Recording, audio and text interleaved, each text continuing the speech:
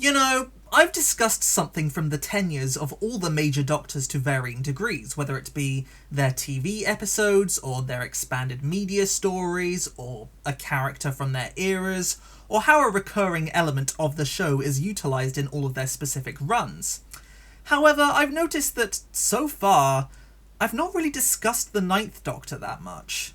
And I find that a little strange on a personal level, as he's literally one of my favourite iterations of the character, and I consider Series 1 to be the undisputable pinnacle of the revival, so what gives? Well, honestly, despite my fondness for Eccleston's brief tenure, for the longest time now, I felt like anything I could say about it has basically already been said by everyone else. For example, I absolutely adore Dalek, but what praise or observation could I possibly add to the conversation surrounding it that hasn't already been discussed ad nauseum by 1,000 other YouTubers like Stu Bagful or Mr. TARDIS? Not that I believe my thoughts on other eras are unique, of course, but I don't know, specifically with the Ninth Doctor, I just feel like anything I could say regarding him is too obvious, like I'd be preaching to the choir. The Passing of the Ways is an excellent finale and ties up all the threads of Series 1 into a beautiful emotional tapestry that showcases some of the best Dalek brutality ever put to screen and concludes the Ninth Doctor's character journey on a near perfect note. Yes, everyone else already knows that. It's basically a given. That's the issue I have with discussing this era regardless of my fondness for it. Because it's so brief and so generally revered, I feel like it's been picked pretty clean over the years.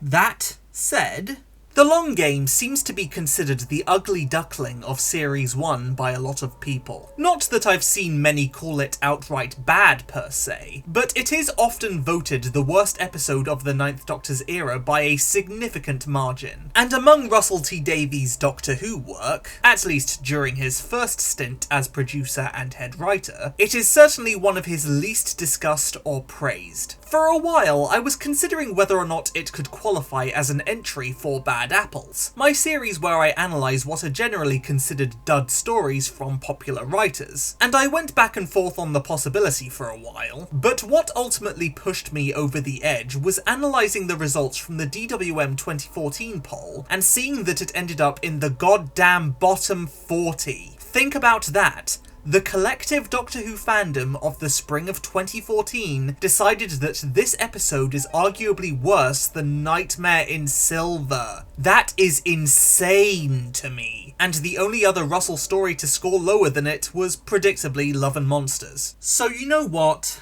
Yes, I think The Long Game does qualify as a bad apple. So, buckle up.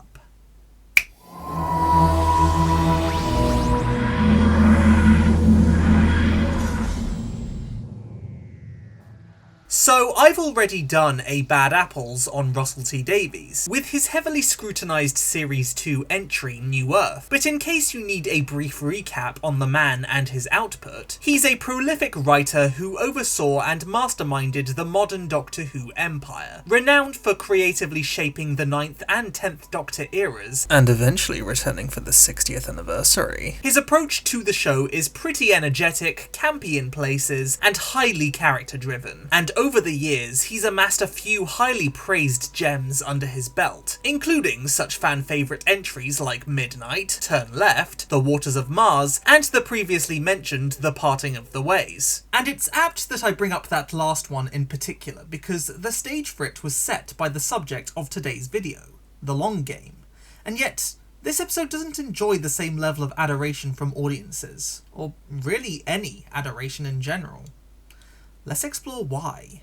So this episode actually began life as a story concept that Russell T Davies submitted to the Doctor Who production office sometime in the early 1980s when he was 17. But it was rejected by the BBC script unit, who were unimpressed with his attempts at sci-fi. Well, the joke's on them, I guess, because not only did he end up bringing their little show back from the dead 2 decades later, and arguably made it a bigger success than it had ever been before, but he also recycled, reinvented, and incorporated the very narrative idea that they had refused into his new series, with potential alternate titles such as The Companion Who Couldn't, or just simply Adam, and originally framed predominantly through the perspective of the temporary companion character of the same name, I assume as a parallel to how the opening episode of the series did the same thing for Rose, it was rewritten to be more conventionally structured and Adam's narrative relegated to more of a side plot when Russell T Davies decided to give Christopher Eccleston and Billie Piper more material to work with. And arguably that decision rescued it from having an even worse reputation, as a lot of the meh reactions this episode gets seems to stem from Adam Mitchell, but we'll go more in depth about that later. So, what's going on in this episode then? Well, first, let's set the scene. Satellite 5, a broadcasting station in orbit around the Earth in the distant future of 200,000, feeding intergalactic news to the fourth great and bountiful human empire, and populated by journalists who aid in the process by serving as processors thanks to the freaky chips in their heads. But events aren't as they should be. According to the Doctor's knowledge of future history, the technology is antiquated and the Empire's development is stunted and completely lacking in alien multiculturalism. What's the deal with that? It's a solid hook for a mystery. The Doctor wanders into a location so certain of how it should be, it doesn't meet his expectations, he investigates. At the same time though, the execution of this premise apparently doesn't seem very inspiring to certain viewers. To elaborate, let's take a look at this particular criticism that I unearthed from back when it first aired, by none other than SFX magazine. The author of this article takes umbrage with the fact that this futuristic human culture appears too mundane and similar to the likes of our current society, and believes that this is Russell purposefully limiting his imagination and the creativity of the design team so as not to alienate casual viewers. No, honey, that's literally the point of the story.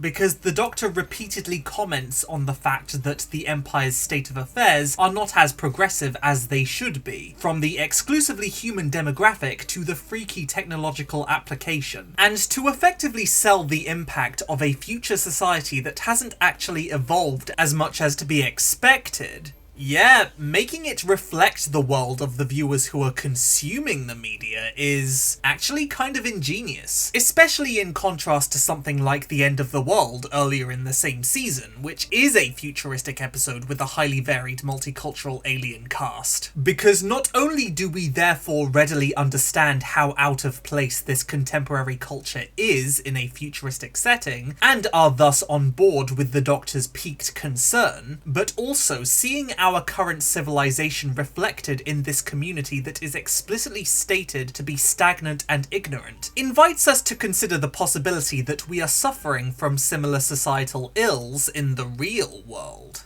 But sure, sorry there's no glittery one-piece outfits or holographic visors. Must be really immersion breaking for you. Don't get me wrong though, I get it. As a hardcore 60s Who fanboy, I do love me some escapist concepts that are completely foreign to our current world, and it's true that the long game is lacking in that kind of appeal.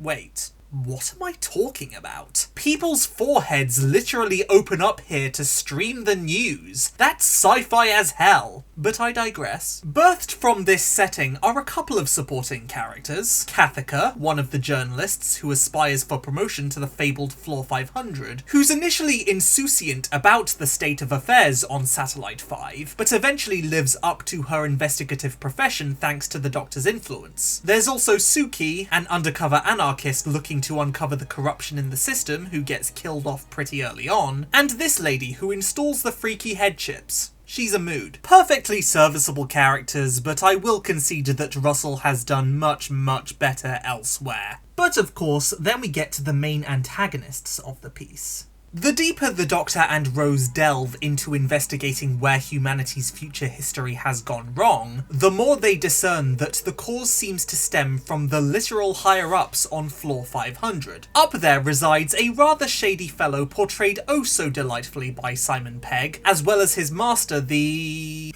mighty Jagrafess of the Holy Hadrajasic Maxarodon foe.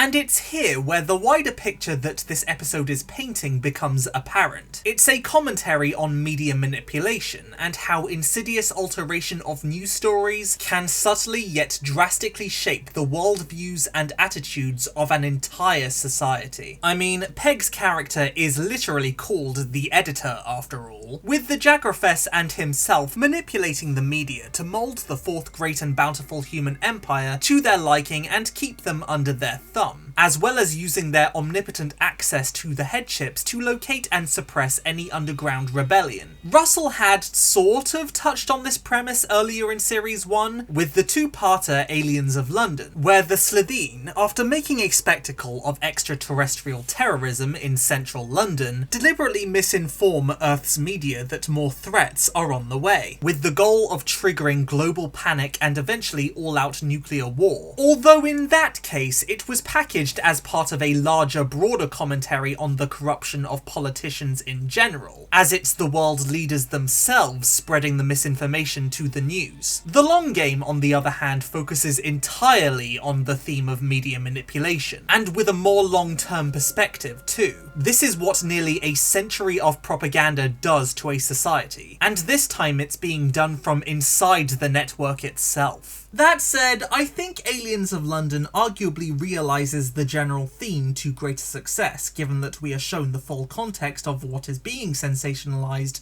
not to mention the direct real-world allegory to the political fallout following the events of 9/11. Although what the long game does is still worth exploring though.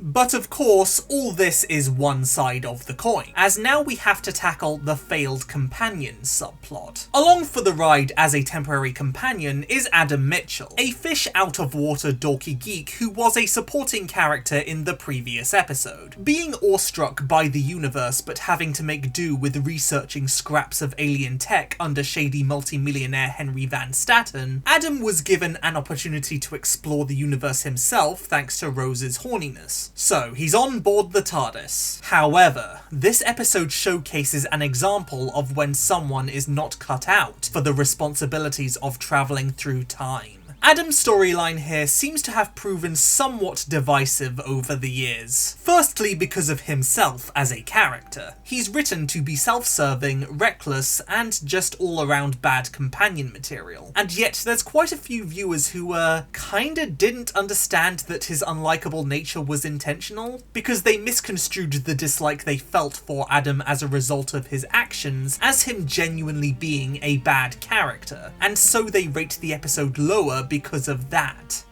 Y'all do realise that a character showcasing negative qualities narratively doesn't intrinsically make them a bad character critically speaking, right? I know that should be a duh thing to say, but you'd be surprised at the amount of viewers that seem unable to recognise that distinction, especially with Russell T Davies' work. Speaking of distinctions, I just want to specify that this defence is of Adam as a character and not his actor. But that said, there are other more specific things about Adam's side plot which people take umbrage with, specifically concerning his exit.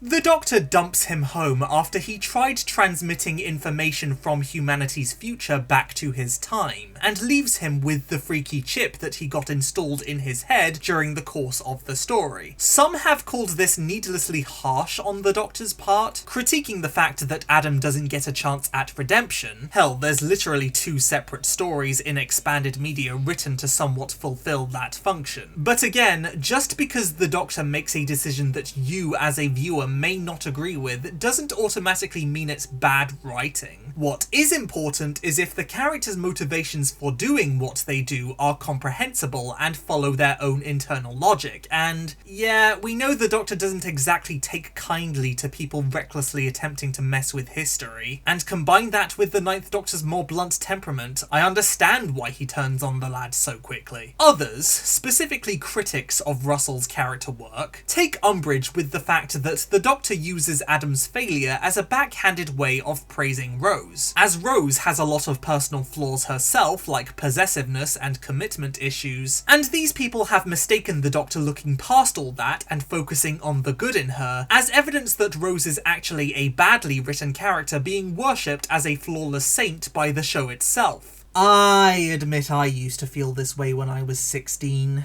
But again, like with the previous criticisms, this is a fallacy. Whether or not you personally like Rose and agree with the Doctor's perspective of her is irrelevant to the quality of the writing. What you've got to understand is why the Doctor values her so much, and considering she's the life raft he's clinging to after years of being submerged in an ocean of self-loathing and survivor's guilt as a result of being forced to genocide his own race, yeah, I can mechanically buy why he might be a bit biased towards her while not being so lenient towards Adam. Though now I think we're starting to veer into discussion about the leads themselves, and this is where the discussion's going to get a little more complicated. Because so far, I've been pretty positive on this episode, and strongly against its apparent reputation as a bad apple, and yes, while I do still think it is a good story at the end of the day, I still agree with the common consensus that it is the weakest of Series 1. And I think the Doctor and Rose might be the key to exploring why I feel that way.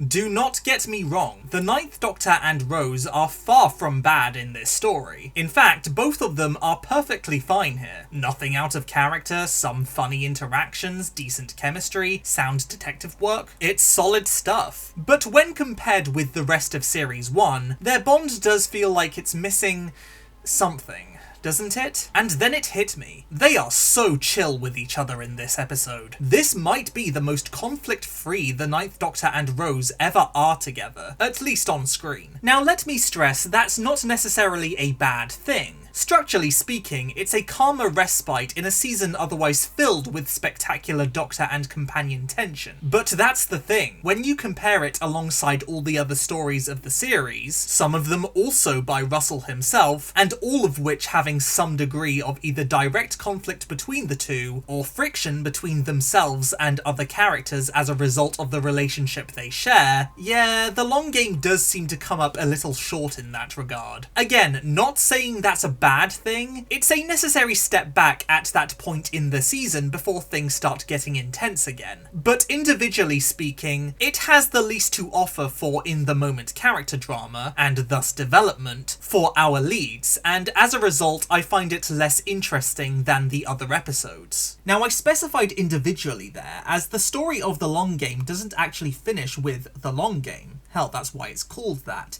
as a lot of this episode's strengths actually come from it being part of a larger puzzle. Most notably, the termination of the Jagrafess's scheme as a result of the Doctor's interference ends up setting the stage for the finale. While the Doctor naively assumed that history would correct itself, and the fourth great and bountiful human empire would bounce back to its proper social and technological standing, in fact, the reverse ended up happening, and the human race only became more degenerate and cynical, becoming fixated on murderous game shows. And when the Doctor is brought to the rebranded Satellite 5 a century in the future and learns of all this, we see his horrified reaction at being partially responsible for the continuing decline of humanity, realizing that the good he thought he did actually completely backfired. It's an effective moment that retroactively turns one of his victories into a failure. Kudos to Russell for planning that out. It's an interesting piece of character drama. Another example, albeit not as crucial, of future episodes enhancing The Long Game comes from Father's Day. Remember when I mentioned how the Doctor, having been disgusted by Adam's attempt to meddle with history, uses that failure to compliment Rose as if she would never do that? Well, guess what she ends up doing in the next adventure? Very nicely timed development in retrospect. And with the Doctor's previously mentioned bias towards Rose, it's interesting seeing the contrast between how he treated Adam and how he responds to her. But yeah, that's what I mean. Some of the Long Game's strengths are accumulative, where you only really learn to appreciate them once you take a step back and absorb it in the wider context of following developments. It's an interesting way of extending an episode's longevity. But at the same time, once you start to acknowledge the episode surrounding it, comparisons are going to start being made. And from those comparisons, the general consensus is that even if The Long Game is enhanced by future developments, other stories are just better on their own individual merits. Want rich supporting characters? Well, you can't go wrong here, but you'll certainly get more satisfaction from almost any other Russell script. Want political commentary about sensationalism being weaponized against humanity? It does a fine job, but Russell's own Aliens of London also has that, and much more. Wanna watch compelling Ninth Doctor and Rose content? I mean, I don't think there's any bad examples to choose from, but I literally can't think of any reason why you'd pick this one first. And it's cool that it sets up the groundwork for the series finale, both in terms of world building and character drama, but that finale is just better and more compelling in itself. And combine that with the surface level misunderstandings people tend to have about Russell's craft, I think that's why The Long Game has this reputation.